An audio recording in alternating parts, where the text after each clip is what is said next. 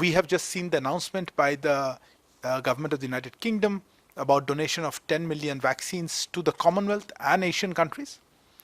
That announcement does not cover India as far as I am aware, but we are ascertaining more details.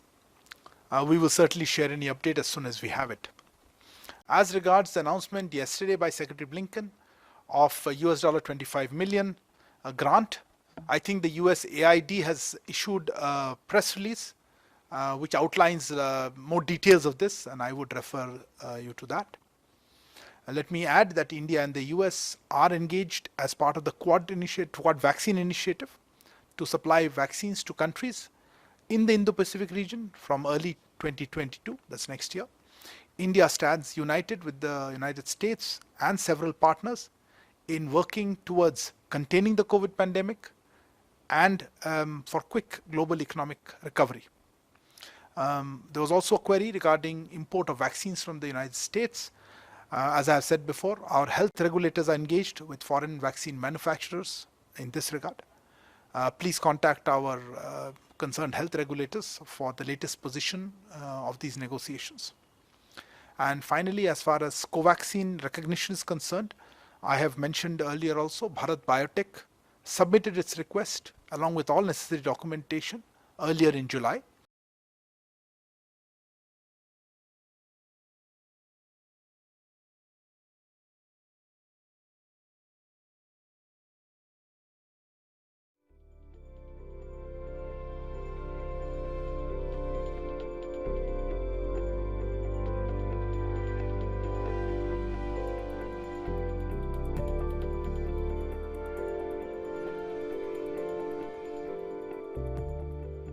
We are closely monitoring developments in Afghanistan.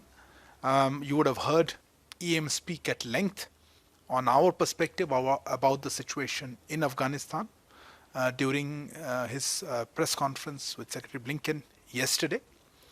I would like to reiterate that India and the world wishes to see an independent, sovereign, democratic, and stable Afghanistan, which is at peace with itself and its neighbors. Unilateral imposition of will by any party will not be democratic, cannot lead to stability, and cannot provide legitimacy.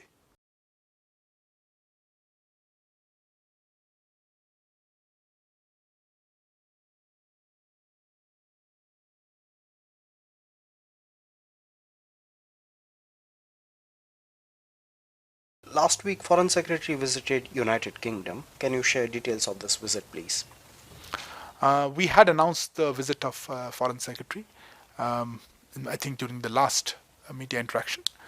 Let me recall that Foreign Secretary visited the United Kingdom on 23rd and 24th July to conduct a review of the comprehensive strategic partnership that was launched by the two Prime Ministers at the virtual India-UK summit on May 4th this year.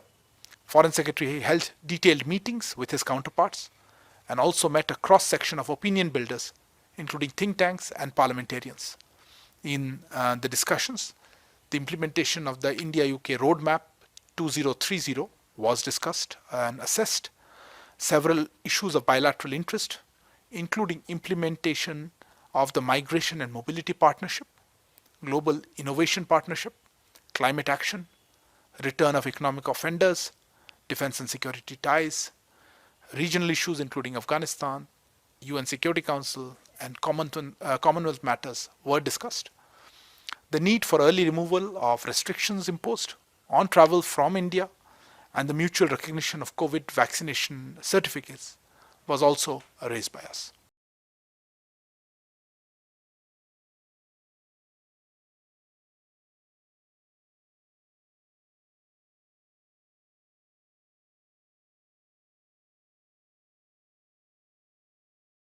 Is the EU-India FTA talks stuck as there is no indication of the progress made? Could you please elaborate on the progress and at what level the negotiations are taking place? Actually, the India-EU FTA talks or the discussions are progressing as per our expectations. There have been informal discussions and exchanges between officials. India is waiting formal nomination of the European Union's chief negotiator, and formal negotiations are expected to resume after the summer break in Europe. Meanwhile, India is going ahead with its own preparations for these discussions. Huma from Financial Express is asking, have the dates for the India-Africa summit been decided? This is an important issue, but I'm afraid I don't have any update regarding the dates for the moment. Meghna from Doordarshan is asking, India will chair UNSC from August.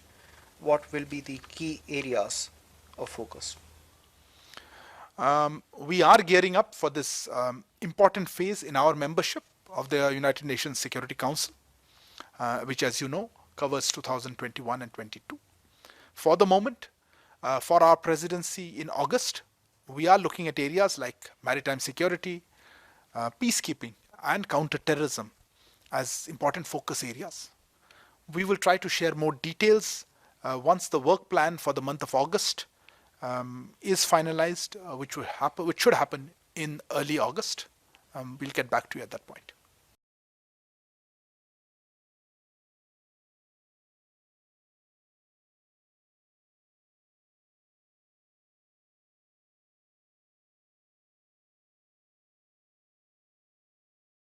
That the so-called elections in Indian territory under the illegal occupation of Pakistan are nothing but an attempt by Pakistan to camouflage its illegal occupation and the material changes undertaken by it in these territories. India has lodged a strong protest with the Pakistani authorities on this cosmetic exercise, which has been protested and rejected by the local people. Such an exercise can neither hide the illegal occupation by Pakistan nor the grave human rights violations, exploitation, and denial of freedom to the people in these occupied territories. Pakistan has no locus standi on these Indian territories. We call upon Pakistan to vacate all Indian areas under its illegal occupation. As in the past, India categorically rejects any reference to Jammu and Kashmir in such joint statement. The Union Territory of Jammu and Kashmir and the Union Territory of Ladakh have been and will remain integral and inalienable parts of India. The joint press release has also made a reference to the so-called China-Pakistan Economic Corridor. We have consistently conveyed to China and Pakistan that the so-called CPEC is in India's territory that has been illegally occupied by Pakistan, and that we resolutely oppose any attempts by other countries to change the status quo in areas illegally occupied by Pakistan, as also to Pakistan bringing up any material change in Indian territories under its illegal occupation. We call upon parties concerned to cease such actions.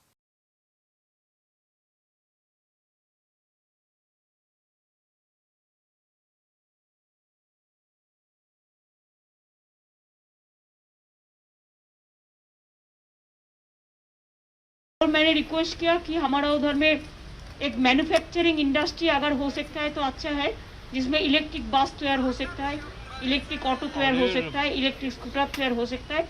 इसका बारे में भी चर्चा हुआ। तो एक दिक में ट्रांसपोर्ट का बारे में और एक दिक जो रोड के बारे में, रोड कनेक्टिविटी का बारे में, कि हमारा स्टेट ऐसा है कि हमारा स्टेट का बॉर्डर है बांग्लादेश, नेपाल, भूटान और नॉर्थ ईस्टर्न का भी बॉर्डर है, गेटवे है। तो इसी के लिए अगर थोड़े से ज़्यादा रोड हमारा उधर में अभी जो यास आया, फोनी आया, बुलबुल आया, बहुत सारे रोड हमारा ख़राब भी हो गया है, उसको अच्छा से तैयार करना।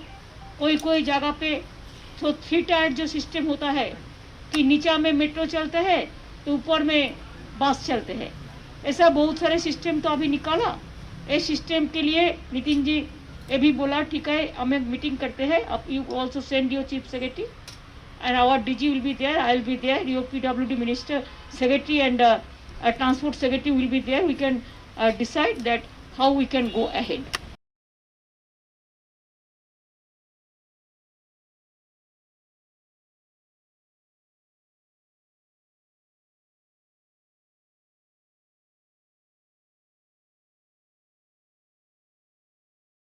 विधानसभा ने सुंदरलाल बहुगुणा जी को भारत रत्न देने के लिए प्रस्ताव पारित किया है।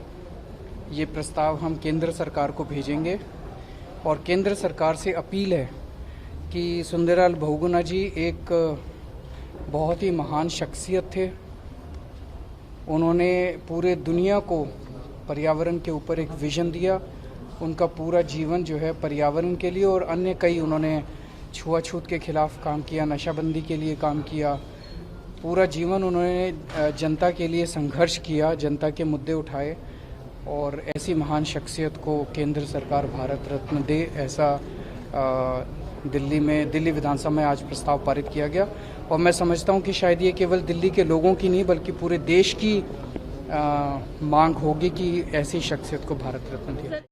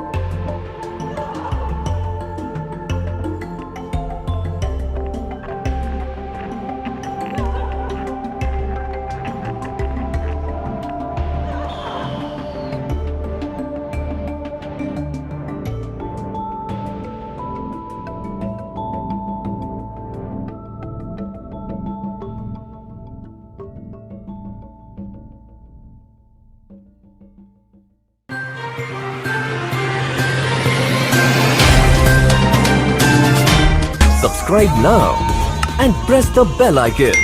Never miss an update.